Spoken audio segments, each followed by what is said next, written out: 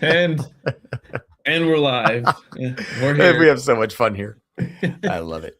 John's been all over the place with testing stuff, both in the stock market and Oh then my God. in ad The accounts. the data is flowing everywhere. I love I it. love understanding algorithms. I guess that's my favorite thing. So the stock market and Google ads and Meta ads and TikTok and every automated tool in Real the history of the world. algorithms versus AI. psychological algorithms. Well, kind of they're Yes. both psychological algorithms, I guess you could say. Yeah.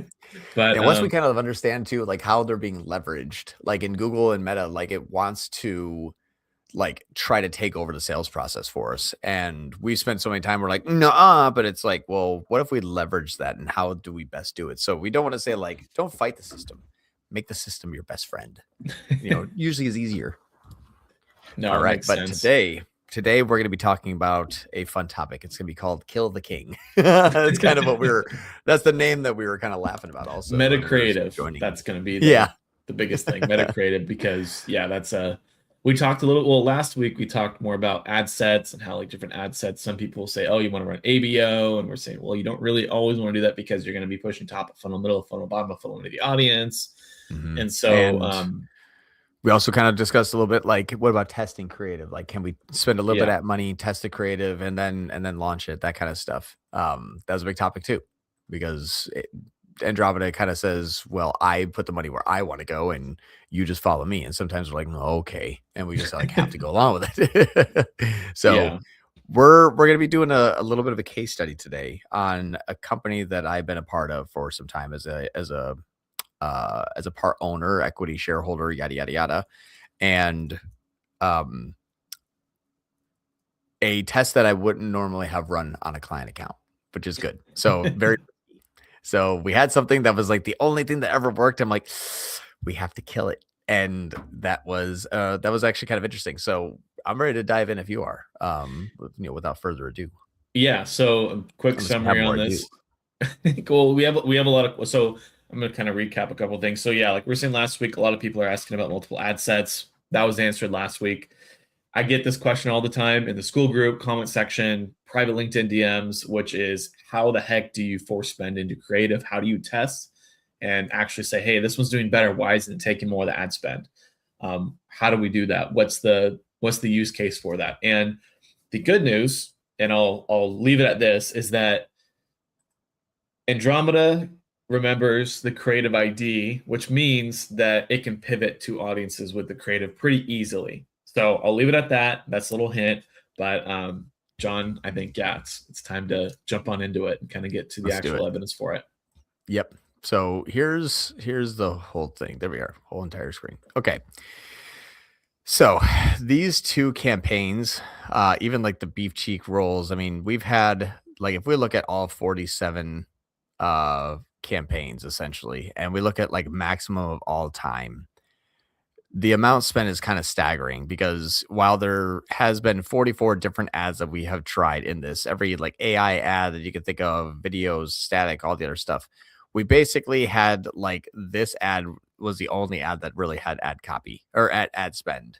I mean, if you think about it, there's $4,600 on this video, which is the same video that has the $1,000 in ad spend, which then had $800, but then is the same video that also had the other $200, which is also the same video that had 50. So basically like $6,000 out of the $8,000 has been spent on this one video.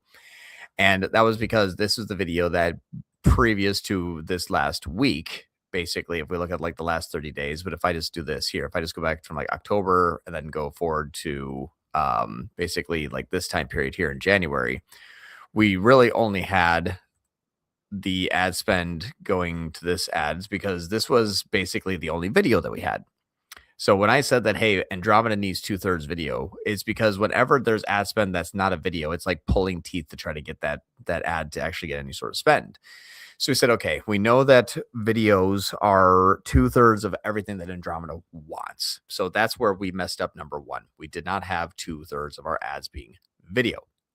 So if there's ever a time period in the school community or out there in YouTube land or wherever you're watching this, that you say, hey, my performance isn't good, we do want to make sure we're following the SOP that is at least 2/3 of our ads to be video. That is something that has been kind of rule confirmed, and you'll believe that kind of by the end of this lesson, by the end of this case study. So we had the only video was basically running at the entire time because that had the hook rate that was the minimums. And it's like it was the only thing running. We tried everything else, nothing else would run. And then we're like, okay, this thing would run again. We're like, dang, like it was just always running there no matter what. So we said, well, we have to get rid of it. How do we test anything that could possibly be new if we don't pause this? Like if we don't finally, kill the king for like this last 30 days of spending money on it, if we don't actually end up just pausing it, how do we get anything else to run? So in the last 7 days, what we did is we started adding new creative, and I'll share with you everything that's active. These are the 5 new ads. You can see that are uploaded, 1, 2, 3, 4, 5. We just stuck 5 new videos in there. And we waited until the hook rate was about 25 to 30% minimums. This is the last 7 days, but they were turned on actually on the 30th. But as we start to push ads here, you can see they're not getting any sort of spend, but good hook rate, good hook rate, good hook rate. Hit the gas. We have $7 in. That's good enough for me. Like that was the test. As I said, hey, if they have at least some good hook rate here, can the next 3 days here basically just go and say, all right, yep, crank up the ad spend 5,000%. Like that was kind of it. We launched it and we said, good enough. Just hit the gas. So there was, again, we would not take our entire account and in 3 days take the only ad that's been working for the last 6 months that has built our company up 50% year over year and just huck it out the window. It was hard for sure, but I do it for science. Just for your accounts, though. Just for my account, and I also own the company. And you own the company, yeah. I also said, hey, if this messes up, I'm going to write you a check for $500 for science, though. For science, right? So we said, hey, we're just going to have to basically spend $500 in like 3 days. Again, we're not a big company, so this is a big risk. Thank God what ended up happening was these ads that went live basically, it had no ad spend of $10 to all 550. Jesus. What ended up happening inside of the ad set was very interesting though. You can see our amount spent, same, 5% difference. No change. We just basically killed the king and reallocated all ad spend from away from the one video to the other 5. So king, top performer previously is what we're referring king to. Exactly right. The one top performing ad for 6 months. The cost per result dropped 36%, went from $49 down to $31, which was great to see. And then the in-platform results went from 12 up to 20. So we saw 66% more purchases. So how this looks in the back end when we're looking at this is the date range here from 30th to the 2nd. Sorry, I was doing this earlier and to the 2nd and hit run. Sorry, 30th to the 2nd. And then this one's going to go from the 27th now. I'm just going to do it this way. So now we have from the 30th through the 2nd. And so now we're going to do the previous 4 days. So the 26th through the 29th. And we had 15. So if we look at 15 to 25, basically that's the jump in new customers, 15 to 25. Jeez. Our ad spend here was completely flat. So if we went from 15 to 25, a quick end calculator, because we're only doing meta. So 589 divided by 15, 39. Whoops.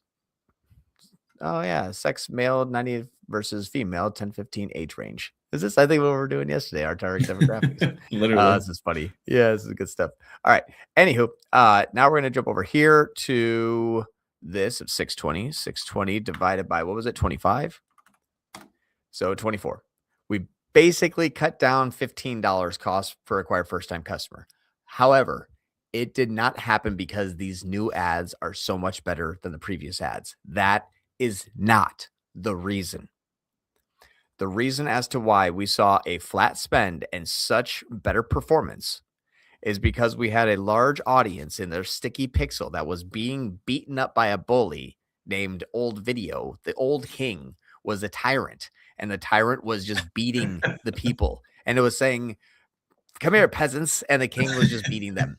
And then 5 new knights came in and killed the king and said, we love you and we want to give you more stuff. And they said, wow, this is so much better.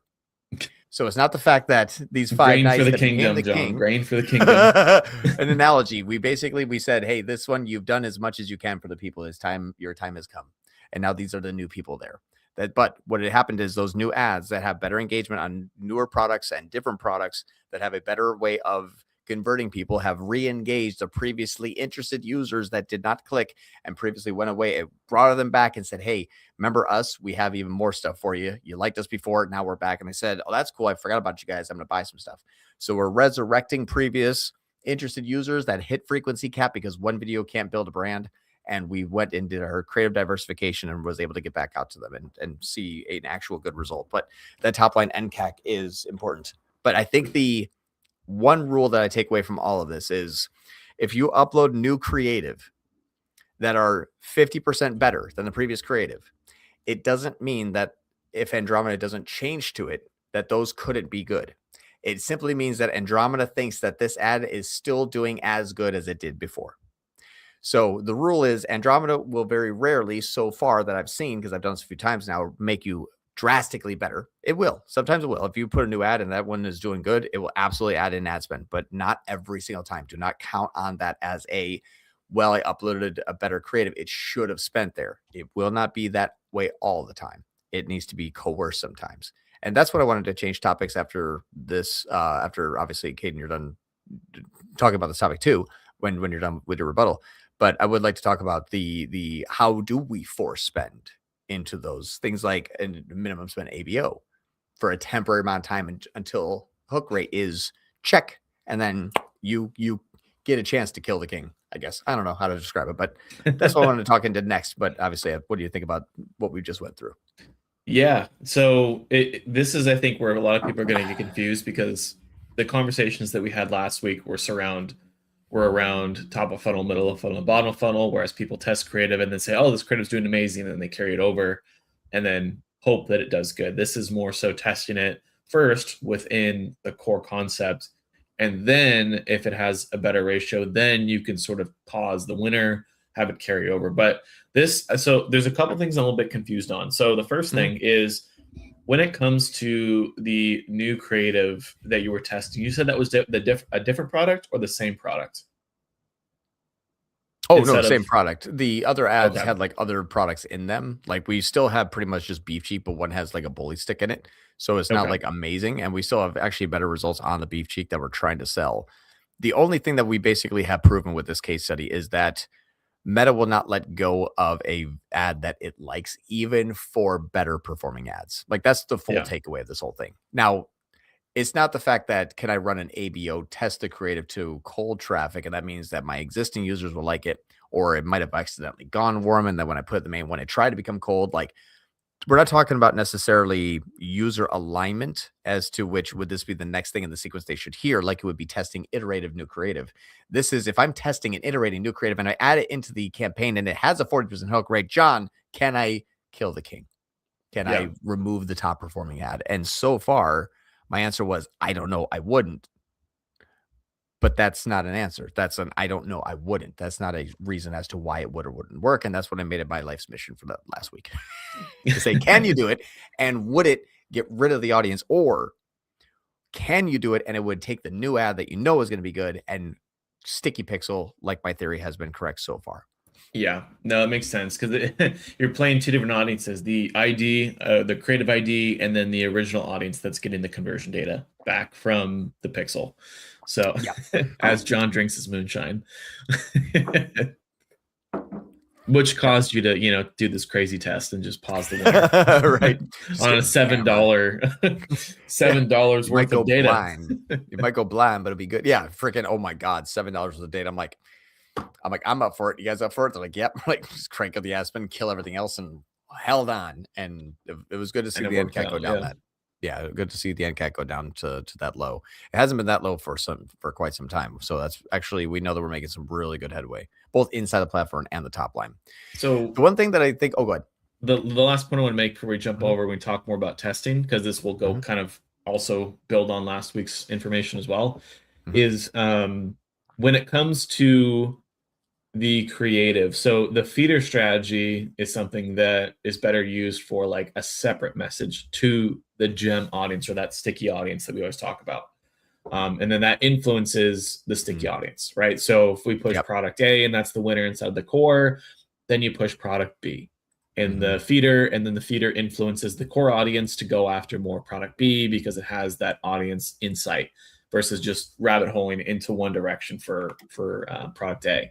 Yep. Now in this scenario, we got questions about testing different ICPs, which would be like full on shifting the entire business, or how do we do creative testing per se? And so this will kind of segue into the next topic here that'll kind of build on last week's. But last week we were pretty much talking about why ad sets don't, or they do, deduplicate, meaning that if you had someone that saw something on ad set 1 and that's the winner, and then you have something on ad set 2 and that's not the winner, ad set 1 is probably going to get the majority of attribution. What's the winner? Sorry, what do you say when you say in terms of winner, spend? what's the winner? Okay. Ad spend. Whichever one has more ad spend, more data, the original core is going to take credit versus all the other ad sets. Right. And that's how the feeder works, right? The whole point of the feeder is to sort of starve out the one that's being pushed. You're mainly just controlling spend, and then having that, or to make room for something else, right? Exactly. Yeah. But this is different because this is based off of the concepts or the hooks inside of the videos for, you said, the same type of product. You're trying to build off of product A and make it better, and kind of pull you away from pigeonholing yourself into one type of creative, which is the same king saying the same thing again and again and again and again, and it's working, but it's fatiguing per se. It's exactly right. We're basically like, we can't take that ad and run it for 4 months and expect it to be like, maybe tomorrow it'll do twice as good. It's like that they can't do that way. So it's run its course and it's done as much as it can for us. The problem was we had a bit of a struggle to get the creative, and then we actually got Icon, and now we're pumping out like 5 new pieces of creative a week, and it's directly hooked up into Facebook and it's doing it all for us. Now they're a little AI buggy a little bit, but we're testing them to see how it's going to work. And so far, these first 5 videos have done well. So we'll be testing more new style creative, but it's like, can I build a dog brand with fake dogs kind of thing? So it'll be interesting to see how much these continue to work and that kind of stuff. But it is absolutely the fact that it's a sticky audience, and that's why they ask you to build something new. We assume that if I have an ad in Meta, it's showing it to new people every day. That's our mistake. What we have to say is, it's our ad in Meta. It's showing it to the same people every day. Yeah, it's both. That's really what it comes down to. Right. Yeah. It's more people just believe like maybe some people will see it twice, or maybe extreme cases like a third time. That's sometimes like, people are like, Meta should be getting us new users, right? Like that's the assumption that people make. So if we say, hey, no, like it's going to take someone and say, hey, I'm Bob. And they say, great, Bob. Nice to meet you. Well, that was a cold to warm. We met Bob. And then Bob comes back now as warm traffic and says, hey, Bob, I've met you yesterday. How you doing today? Hi, I'm Bob. It's like, I know that. You told me that yesterday, Bob. Like we know each other. We're friends. I'll see you tomorrow. And then you come back a third time and it says, hey, Bob, how you doing? It says, hi, I'm Bob. It's like, Bob, I'm not coming back tomorrow, Bob. Yeah. That's exactly what we just did. Yeah. Well, and it's also a factor when it's, you're looking at, I guess, the 2 different styles that I always see where amount spent is broken out inside of creative, where it's like a standard funnel, or so it's like high spend and that slowly diminishes versus like all the spend and then like the bottom 20 and that's it. And that 80-20 split is pretty dangerous because you say, hey Bob, like 50 times the same person, so it makes total sense. But this good way to kind of ease people into it when you added more creative, and then the algorithm actually takes that creative in the first place. Yeah. I have something potentially scary. Oh boy. This is how you know John loves this stuff. Right? That things actually make me nervous. All right. So there is a very interesting trend that I'm tracking right now inside of another company that we are trying to basically do a reallocation. So long story short, we have to pull back on scaling this company because it needs to go through a rebuild. They have kind of an older audience with older clothes for older people, and they want to be on a newer company for a newer audience for newer people, but then they just raise the price like kind of 2x. So yeah, it's like newer audience, but more expensive and yada, yada. So there is a massive shit ton of thing that we need to do before we can actually grow and scale this company. We started increasing new customer acquisition up 20% year over year. It's not getting below $200 NCAC. So it's not getting more efficient. It's not a traffic problem. We need to readjust. But during all of that, we said, hey, let's go after a lot less warm traffic and let's start, or cold traffic, and let's start pushing into warm traffic. Let's just begin to kind of harvest the fruits of our labor. So in this time period here, we started to increase the ad spend on our returning customers compared to our new customers during the first week here. You can kind of see reduced 65% and increased 41% since the 11th of January for the last few weeks. Now that has absolutely reduced the cost to acquire first-time customer greatly. Reduced from like 425 down to 181, 235 down to 116. This one is actually now only down to 2. So that is a temporary. Ratio. We're basically just like hacking off things as much as we possibly can. The interesting thing though is we do have about a 2 to 3 week sales cycle. So as of 2.5 weeks ago, we started to pull back on new customers and started to push into returning customers. Now, during that same time period though of last week, I started noticing a trend. And this is a trend that we've already covered before where we said, hey, we pulled back on Google a little bit, but then we push for more returning customers on Meta, and Google is getting more returning customers than new. It's actually starting to get a little bit like crazier than that. Now, check this out. Let me, I'm going to pause camera. Can you pause cameras? We'll full screen this because this is going to get really crazy. So if we look at the last 7 days here, well, not last 7 days, we're going to compare the same date range that we just did inside of here. So we can see that over the last week of 25th to 31 compared to previous week of 18th to 24, which is the same week here, 25th to 31, 18 to 24.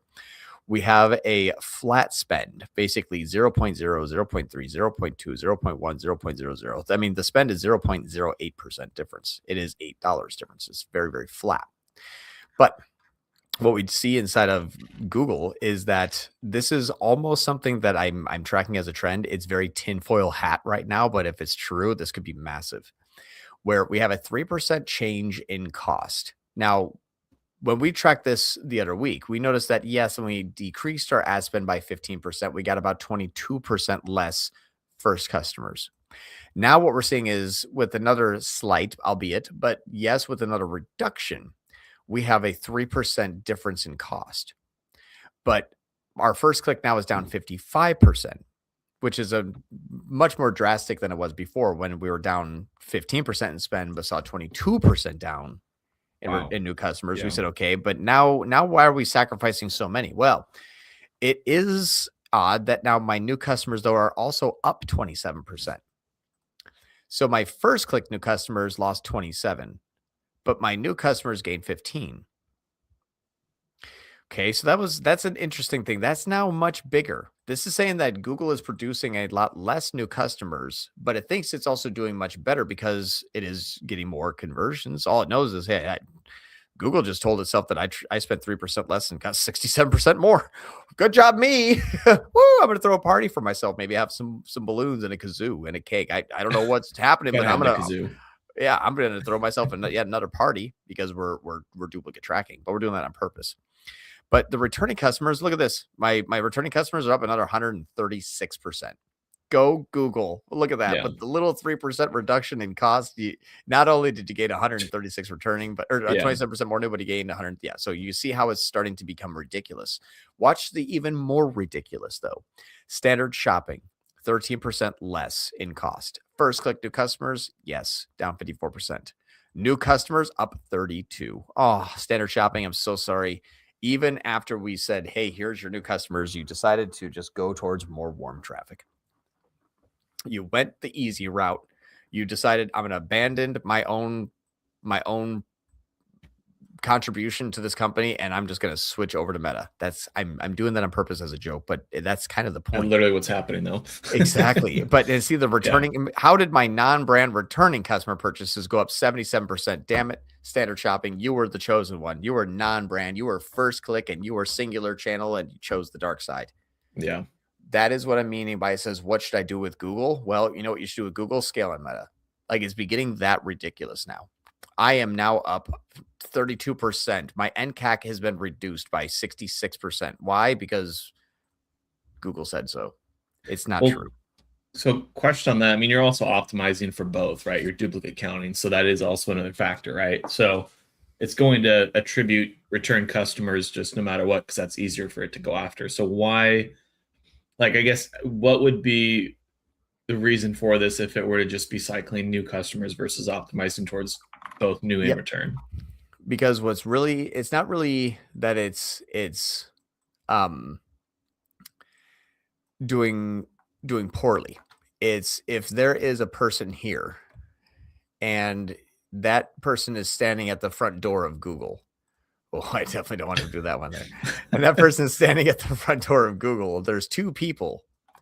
There's two exact people, and they both typed in, new dress. And this person typed in new dress. My standard shopping campaign literally said, wait a minute, which one of you has been here before? And the one on the right's like, oh, I've been here before. Like, all right. So take the cold traffic and see ya. Yeah. It's just, I mean, it's going to do that in all cases though, right? My non-brand standard shopping will favor warm traffic more than returning. So what you just said though is Google, and that's the reality that I had to come to. Google is any campaign you choose will be affected more so by the immense amount of traffic that Meta can generate than what Google can generate. But you're also optimizing towards return customers as well. No. Oh, no. It's as a whole. Yes. The campaign here, each one of the campaigns has optimized off of everything. So if it got my standard shopping that is supposed to be at a T-row at a 40% that has a 400% is favoring warm traffic. How do I scale that campaign when it says, well, Meta's traffic and my non-brand standard shopping campaign are people that are still in their journey? If you're still in your journey and these people are not in your journey, the people that are in the journey, I'm going to choose these people more often, which means I will scale less often. I will only scale now if Meta says I can. Standard shopping, which was the scalable one.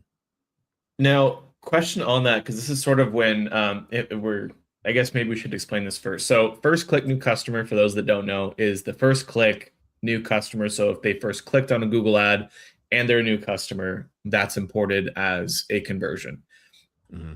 New customer is just maybe they clicked on Meta first and then they clicked on Google and then converted. That would count as a new customer as long as they were a new customer. And then obviously return customer is they click anywhere and then this is a part of the journey, right? So just want to lay that groundwork down first. So I wonder, and I've seen this in accounts as well, where you will push on Meta and you'll see your FCNC actually go up on Google because they're just gaining impressions and interest from Meta, and then Google scooping up the first click and then getting them to convert. But the reality is Meta's the growth, not Google. Google's just showing more from a click basis. Mm-hmm. So I wonder if in this scenario is Meta was actually retargeting people and earning more click data or more attribution, and it was sort of converting the repeat customers as well too. But now that that's not there, there's a lot more attribution that can flow into Google. Therefore, it creates that feedback loop of getting more return customers. Does that make sense? Yeah, there is. But it is interesting that I guess to say that is like the symptom, but not, I guess I would say not the cause. Right.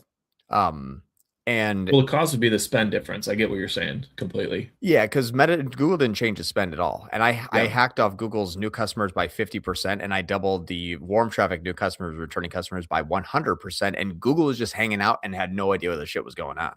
Yeah. So that was what I thought was really crazy is my branded campaign, first click new customers, down 60.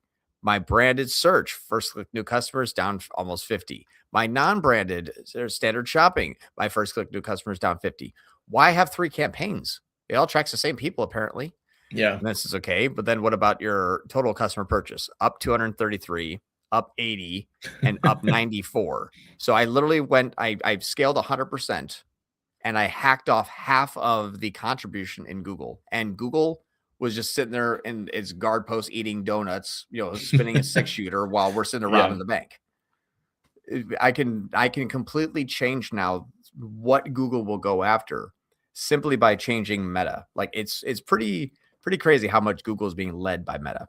Yeah, no, it makes you want to, I mean, like, because if you think about it, it's all just attribution. You want to feed, like, it's the feeder strategy as well, in essence. Like, feeder strategy works on both Google and Meta. It's the same exact concept when A it little bit comes less on to, Google now, though. right. But I mean, more I've been so feeder from, strategizing it from Meta as a channel now. yeah, that's more so what I mean is it's driving everything from Meta, obviously, over to Google. Yeah. But if you think about it too, Google, I mean, Google's kind of always been like that, just based on the nature of the platform, meaning that people see something and then they'll spark Mhm. interest and they'll go over and convert. But the ratio is obviously going to be a lot smaller versus like new customers on Google versus that on Meta. It's just interesting that I would think that spending more on the budgets on Meta for retargeting users unintentionally, meaning you're still going as cold as possible from a CPM perspective is more effective than you bidding on that aggressively on Google. Mhm. And so it's almost like, because I mean, typically, if you look at all the e-commerce accounts, like I think Northbeam pumps out cost data, it's like 70-30 in like majority of accounts, like 70% Meta, 30% Google. But this is making me want to say, let's go 80-20 or like Right. 95-5 kind of thing, because it's almost as if it's just law, like you said, of CPMs at this point because it's going after the same audience, especially with Andromeda. There's not Yeah. really like a need for hyper, I guess you could say, super specific search queries unless it's like you're starting out like local lead gen, let's say. Mhm. Yeah, and I think that that's kind of like the interesting thing about this is the all of these campaigns have now they've sort of now just require MMM so much so that like we're kind of going before is like I can kind of turn off conversion tracking in Google. Like what I just share with you, what are you going to do now in Google? Like what do you do with the standard shopping campaign? Just optimize FCNC and that's it. Well, I mean, There's it's no more other like way to do it, it's more like really. take money out of it and give it to Meta. It Yeah, I worked better mean, last time. based on It is MMM, definitely, and that was a trend that I actually tracked here, and I thought that this was really unique. One more kind of simple use case. Um, so I'm just gonna hop over to a different account,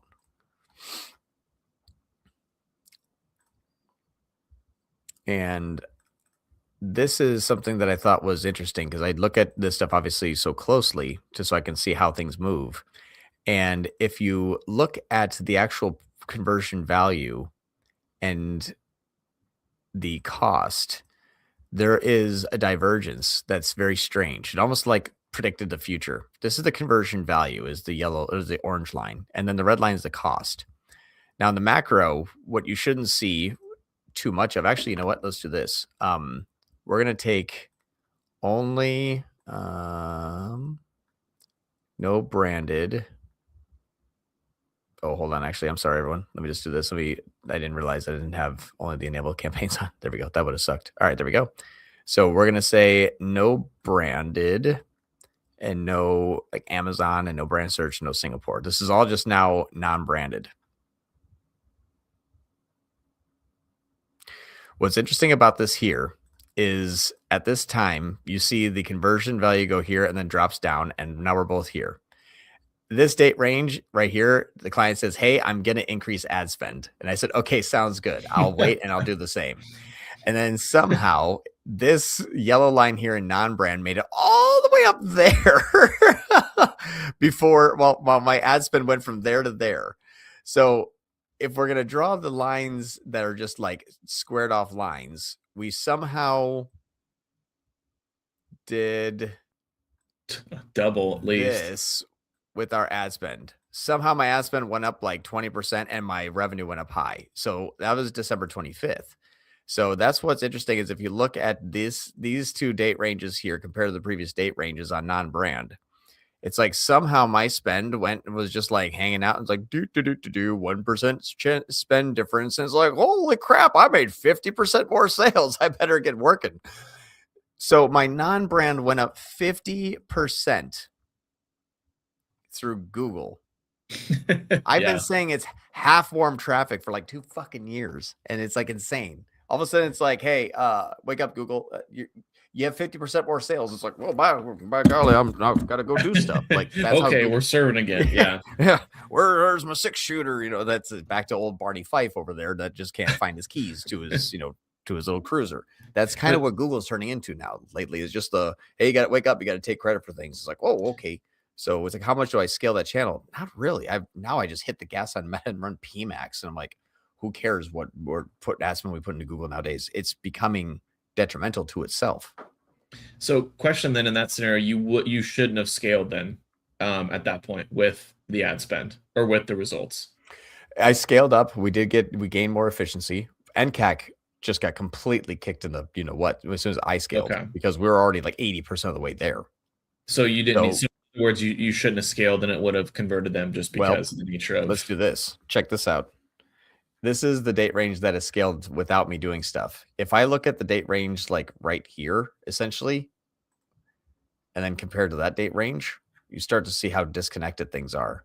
110% more spend now and 42% more sales. Like, wait a minute, what happened first, the chicken or the egg? Well, first the egg happened, and then the chicken started spending, and then the egg went away. We're like, oh no. And if we look at these two date ranges here, where it's like literally the halfway median point, this looks really, really good. Wow. Congratulations. 126, 130. That was just the date range that had overlapped.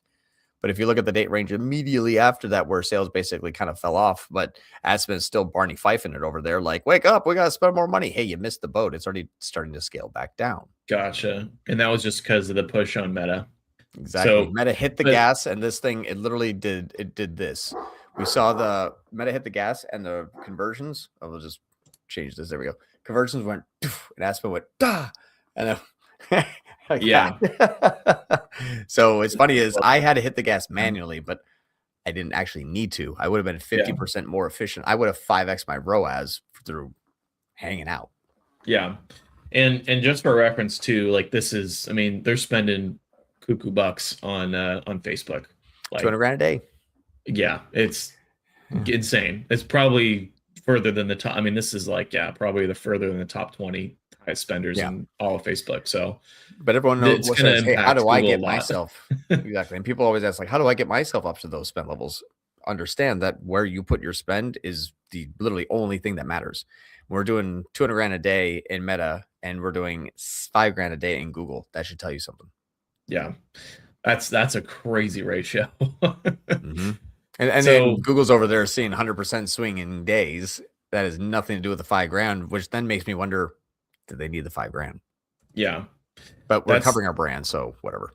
Yeah, no, that makes the most sense, because I'm seeing the same exact thing in Australia as well with another client. And they're not in the same exact niche, but very similar niche, where we were kind of going back and forth, and it's about like a 2-day lag time for shopping to sort of feel the effects of a trim on Facebook. And it's only optimizing towards first click new customers. CAPI imports, edge tag, everything. There's no like standard tracking in there. So it's completely following it. But what we found was a similar sense, where even though we were getting first clicks imported in, there was so much impression data that was being pushed out of Meta that we would just say, oh, we got the first click. Cool. All right, let's go after that audience. And it was middle of funnel people. So now it's literally, just following the ratios. It's like, I think it's like 90-10 at this point. And it might change to 95 too, depending on what, but we're going to do a demand gen test. So we'll let you know how that goes. Yeah. I wonder how much, I mean, taking my standard shopping non-brand campaign and bitch slapping it with 100% more returning customers tells me that changing the campaign type probably won't do much nowadays. Yeah. No, that is crazy. Although I will say this is only for brands that are, I guess, more awareness building, cycling into if you want to have that impression, you need to have that brand messaging. That makes a lot of sense. Yeah. Whereas if you're like a reseller or something like that, you don't want to push on Meta. I've never seen that work. Meaning that it's like you always want to make sure you capture the demand 100% of the time, let other people push, and then you just have the best deal at the bottom of the funnel and scoop it up because it's the same product. You can actually make some headway sometimes really well if you're doing drop shipping and that kind of stuff, because you are taking yourself out of the competitive ecosystem that is Google. Like if Google is, it's you on Meta, that's the issue. I'm sorry.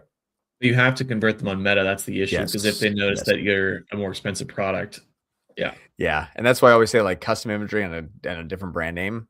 And if you have a high repeat rate, everyone else is the knockoff.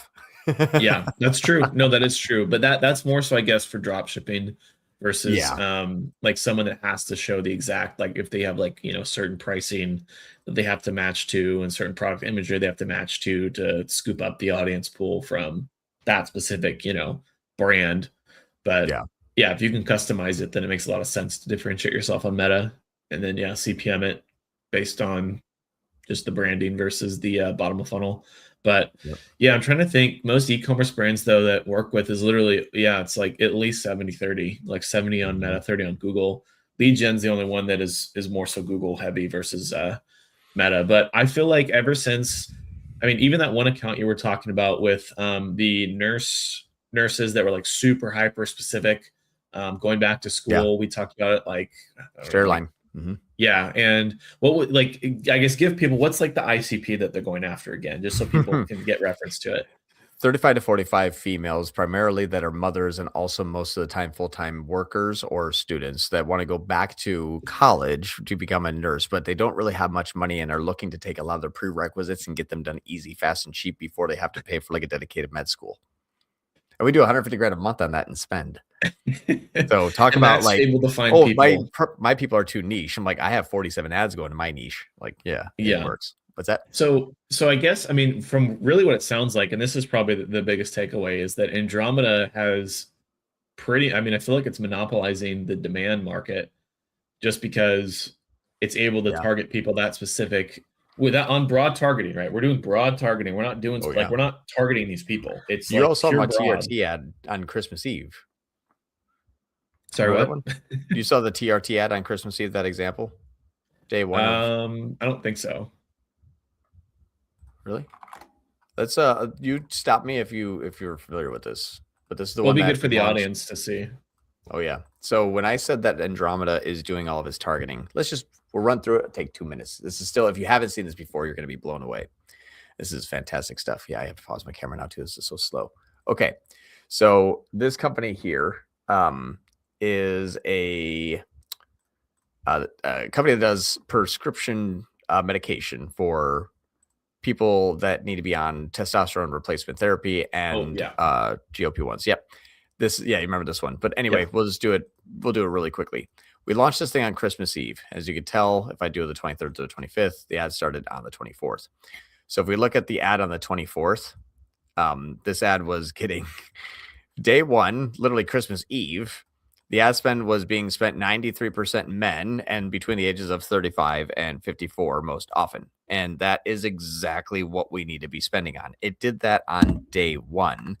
And we asked it, this is the one campaign, one ad set. We asked it to spend its money on no one. We suggested it spend 50-50 on male and female, and it decided that 97% of the male testosterone therapy hormone should be delivered to the male audience, and it was 100% correct, literally on day one, Christmas Eve, when probably half the people are engaged on social media. So if it's like, I don't think my ad's going to target well, I couldn't have done that manually. Yeah. That good. Day one. Yeah. Mm-hmm. And it's expansive too, which is even Mm-hmm. crazier. So okay, Yeah. so I want to kind of sum because we talked about a lot, and I know we're getting towards the end, and I want to kind of like tie this together so people can take actionable steps to better understand what's going on in their accounts because every account's different. So the first thing is I want to kind of go back to the creative test that we're talking about. So multiple ad sets, not always the best case scenario because it will dedupe. So you have to be very aware of what to look for if you were to force spend into a creative. So let's say, and let's kind of go back to that original concept of like the king, right? The main ad that's winning, that's completely like running your business kind of thing. The You have tyrant one that ad was set beating his people. Come on, make it fun. on the Like beating his people on 1400s. top of the head and only having one He's type of beheading bread. people. And he's like, next. Like, I don't want to. Yeah. So we have that scenario, and then we have you're like, hey, we want to throw more crops in, and the king's like, nope, not gonna have those crops, and he just burns the crops and only gives you the crappy piece of bread that you've been living off of for the Perfect. last 5 years. And now you have scurvy. And then you have Keep going, we're scurvy selling. for whatever reason. You have scurvy, and so you're not able to get conversions. And so The issue is that if you try to add that, the main one keeps chopping it off again and again. So the way that you solved that problem was just saying, all right, we're killing the king and just removing the winner. And we're just, we saw a little sign of life, but super risky. And then just let it take off, and it ended up taking off. Let's say that people don't want to be as risky. What is something they can do? And what are the things to look at versus the standard way that we talked about last week? So here's what I'm thinking that we're going to have to do. And this is something that I'm going to test. I'm going to test a few different ways. So give me 1 or 2 weeks, but we're going to be trying a few different things. One of them, like, let's just use my client here, TRT. I can't do this yet just because this company, we've been scaling, from $100 a day to $2,500 a day in the last 30 days. So I can't touch this because we are heading in the right direction. Good. But once we hit a point of diminishing returns where this doesn't work anymore, we have to look at the last 7 days here and basically then say, okay, this has got $6,000 of 13, 2 and 2. These 3, we're going to have to pause these soon if we hit a point of diminishing return, which means obviously not right now, because I think we just scaled here recently. And yeah, we basically just scaled up another 50% this last 3 days. And we're going to hold off I don't care about what this says. We just scaled another 50%. We're going to have to hold off, see how this works. And so if this still holds at top line, we're going to scale again. If it holds, we're going to scale again. If it holds, now, once we scale and it stops, it's not performing. Should I pause it? That's not the question. It's the SOP is not, John said to pause the main ad. No, it's when we're scaling and it stops. What do we do now? Then we have to look at, well, if I'm going to kill the first ad, do I have another ad that is doing just as good? Has to be a video. How's the hook rate? Well, that one's 37%. This one up here is at 29. Seems like we got one that's primed and ready. That's no, wrong. That's not right. This ad here, what is it saying to your users? Well, we're answering the question that yes, the TRT ads that we have are with a real doctor and it's not shady and this is high quality. Good. Does this answer the same? Does this overcome that same objection? Oh, good question. I didn't think about that. That's what we're going to have to look at. Is we don't want to pause this simply to pause it. Remember, we're building a narrative. It's, hi, I'm John. I like the color red. You want to go on a date? We can't remove the want to go on a date because the hook rate's falling. So it's not, hi, I'm John. We have the color red. Yeah. We can't stop. You want to contain the messaging of the full funnel, not exactly. Yeah. We want to make sure that we're still answering the questions or delivering the message that we need to our pixel audience. We can't just look and say like, hey, let's hack off the front door. Why? It's squeaky and none of the other doors are squeaky. So get rid of the front door. Well, that killed all the traffic. Oh, I didn't know that. We were just the door was squeakier than the other door. Yes, you don't kill the squeaky door. That's the front door. So we want to make sure that if we're hacking off something, we're not removing a big chunk of the messaging and wondering why all the performance isn't doing so well. Yeah. You have a good hook rate, but it's not, don't kill the branded ad because this is the art in it. Pretty much. Exactly. Sticky pixel. So questions. Should we? Well, I want to get to the end of the point here. So if we're like, hey, we have a creative, the squeaky door, and we want to change it to a non-squeaky door. We still want to retain all the other messaging. And we added that creative into the core piece, and it did not take over the squeaky door. Like the non-squeaky door did not take over the squeaky door. How do we see? All right, I'll show you. If it makes sense. I'll show you what we're doing. I'll have some more information for you guys soon. We're in testing phase. Yeah, this is this one we just paused, I think, this last week. It was the SID testing. So this one and this one 1826, 1826. We spent 40 grand and 110 grand on it. 543, 573, basically the same thing. We went from this, spent a little bit of money, got hook rates. This hook rate became all of the other. This one just overtook it. And we're going to see how this one does. So we basically had 6 figures of spend. We launched another group and said, spend money. What happened? We sold X amount of, no. How did you guys do? We got hook rates of 35. All right, you're up. And we're just going to be like, hey, do people like you? Yes. Are you any good? We'll find out. And we're just now got a hook rate, chuck it in. We did that. I'll show you what happens though. I have no idea if it worked or not. Okay. I have to look. Gotcha. Yeah. So we'll know later, but the SOP remains the same, whereas throw it into the same core, and that in half of cases will take over and grow on its own kind of thing. Yeah, campaigns actually don't mean anything anymore. Remember, Yeah. we actually just lobbed off $150,000 worth of weekly campaigns, our entire account. We just deleted, or we just stopped every single ad we've ever had this last year. We did that last week. We launched brand new ones. Our sales tanked by 2%. Nothing happened. Yeah. Sales just flowed through the Just campaigns. Same people are still here. yeah. No, it makes sense. Okay, got it. Yeah. Sweet. I mean, that's so good. now I say, great, launch it. Are you have hook rates? Good to go, kid. Sorry. Yeah. And then we completely avoid the credit testing from like a results perspective. Try to stay on a hook rate well, perspective. unless it's your bank account, then I respect that. Yeah. Yeah. Yep. Cool. All right. We have questions. We'll go through these last 5 minutes. Let's do Miro. Gotcha. Nice. All right. Let's see. Ella.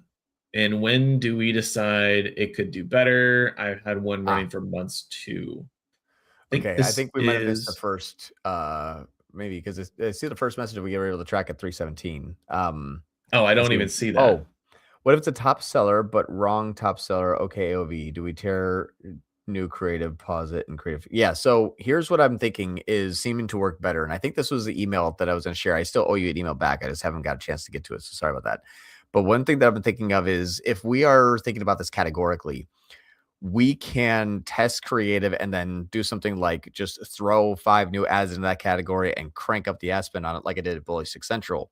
Because we went from having 1 video beef cheek ad and then we created 5 new video beef cheek ads. So I could wipe that campaign because I know that all of my audience has only been seeing beef cheek for the last 6 months.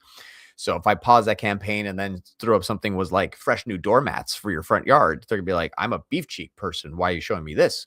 So that's how I was able to say, yes, I can take all of the ads, pause them because I know that 8 out of 10 people want beef cheeks here, and then threw 5 cool beef cheek ad and then boom, boom, boom, boom, boom, knock them all down. Winning products. If you're using a ad that has an okay AOV, but is the wrong creative for the wrong campaign, I would tear down a refresh. Because what we found out, like what this test proved, is the longer it goes on, the more you double down on training the pixel. This is correct.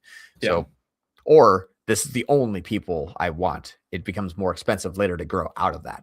Yeah. And you can run feeder early on with small budgets too to affect that, as long as you have absolutely hashtagging. So that's a key thing. Yep. Okay, cool. And then no best. The boys, Nathan. Yeah. Blue Sense also, that's another YouTube channel if you guys check out. Blue Sense Digital. Really smart guys over there. But awesome. Australians, the Aussies. Just throw another shrimp on I'm not gonna make fun of them. I'm sorry. I'm sorry in advance to even already. Yeah. I'll see myself out. How much do you think this actually I like this question a lot. How much do you think AI search results influences decisions after people leave our ads? Oof, yeah, that part I think is actually really interesting. I found it to almost be important at the SEO phase when they're first started to look. Like I've seen AI do very, very good. And this is through the AI SEO company that Costa and I kind of were like kind of co-founding recently. It does seem to give a lot of what they call echo chamber esque type of answers. So what we found is through contextualized results. And contextualized results means if I've been training ChatGPT for 6 months about George Washington, and then Caden's been training ChatGPT about the state of Washington, and that's just because he talks about the state and I talk about the presidents. If we both say, what is Washington? He will get the state, I will get the president. Which means after I visit a site or after I do a whole bunch of stuff with a company, or if I'm on the site all the time and I go to ChatGPT and say, hold on, but let me just do this real quick. Let me see if I can do it. 1 second. If I am training ChatGPT a specific way, or I've been researching or asking questions or planning, or even visiting the website a lot, I seem to get more answers about what I've been researching. So while, yes, it does seem like people have been swayed a bit after the fact, it would be hard pressed to say like, no, that would never happen. It does seem like I can't even get ChatGPT to work right now. It's literally just saying it's giving me an error. I'm trying to like prove something. It's just pulling back up. Something seems to have gone wrong. Thanks, Their stock's ChatGPT. plummeting right now. Probably. Well, yeah, that's true, actually. But so if it's contextualized, so let me just do this. I just asked Gemini, and I just asked what is the best outdoor kitchen company. Now, ChatGPT 10 times out of 10 will give me RTA. Like I've been using it as a case study because that's who I work with. If I look at this company here, that's not ChatGPT, I don't see my client here at all. They're not even on this. And so I was trying to prove that because I do it all the time, but for whatever reason, ChatGPT is just not working for me. It's funny if I do this here. This is typically like when I'm looking at this, it's like, something seems to have gone wrong. Like retry. What is the best outdoor kitchen company? I don't know why it's not working, but that would give me ChatGPT all the time. Post, maybe I can see that. However, hey, find me an outdoor kitchen company. Big. It's becoming like SEO. Like, hey, here's 7 places to choose from. That's kind of all SEO really did. They'll tell you about the company, but only for that specific blog and article. And you might be looking at the best guacamole recipe, but then you found out that spoon was really cool that they used to scoop the guacamole. What brand is that? Now that you bought it. Like SEO is not scaling the spoon. It is bringing new people and introducing the traffic to you. That happens a lot through ChatGPT. Are there opinions swaying afterwards? It usually just kind of redirects you to Reddit and YouTube. So Reddit and YouTube probably will sway it. ChatGPT will be the directory as to which they usually send you to there, though. Gotcha. No, that makes a lot of sense. Okay. Crap. Now I have to go. Sorry, everybody. All right. Well, let me see if I can knock out one more of these thoughts on Reddit ads. Cool. Best ad I'm going to head out. Not a huge fan. Awesome. You're good. All good. Awesome. Appreciate everyone. Thanks so much. See you later, John. Bye. All right. Let's see if I can get through some of these for you guys before I got to jump. I got like 2 minutes. So I ran Reddit ads before. Not a huge fan of it, but that was just for the marketing niche. I don't run Reddit ads, so not at best. I guess you can say example of it, but when I did it and I just did post ads for a specific audience, did not work well for me at all. Really cheap though. All right. We actually focused on a very niche audience for the last year, but it's not what we want our company to be. Given a sticky audience, how do we break out to expand our reach to a broader audience? So this is kind of goes into the question. So if it's the same product, in fact, I'll leave it up. If it's the same product, then you have to go into the scenario that we were just talking about, whereas you can add in and cycle a new creative. If that creative does not take off, you can base it off of the hook rate if you have some spend. And then if you want to take the risk, you can chop off the winner and then see if that creative launches up to the first position. If it doesn't, that's all good.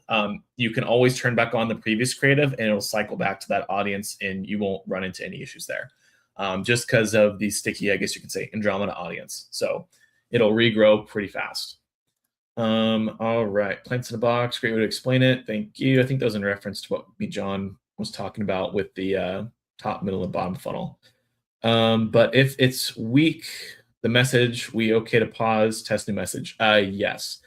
Same scenario as before. So if you have a really, really good creative, you can, and it stops performing, you can always add a new and then cycle out the, original king, chop it off, and then cycle in the new. Let's see, embarrassing potato. I'm gonna have to jump here. Sorry, I'm going through these super fast. Can and should we test the new creative that will be the replacement in the same CBO in a new ad set instead of using a separate campaign or ABO to test hook rate and CTR, etc.? This is what we're testing now, so it's not, I wouldn't recommend to do this yet. The issue and the reason why we don't like to have it in a separate ad set is because of the deduping that happens from ad set 1 versus ad set 2. So what will tend to happen is you could have an ad set 1 that's sort of like your core main campaign that's getting all the credit and all the spend. You add in another ad set and all of a sudden that one does really good or really bad. You don't want to look at ROAS. You don't want to look at anything related to sort of like the, I guess you could say, conversion tracking, because it'll dedupe and pull to a separate, it'll dedupe and take away the credit from the new ad set and push it into the original ad set because that's more spend.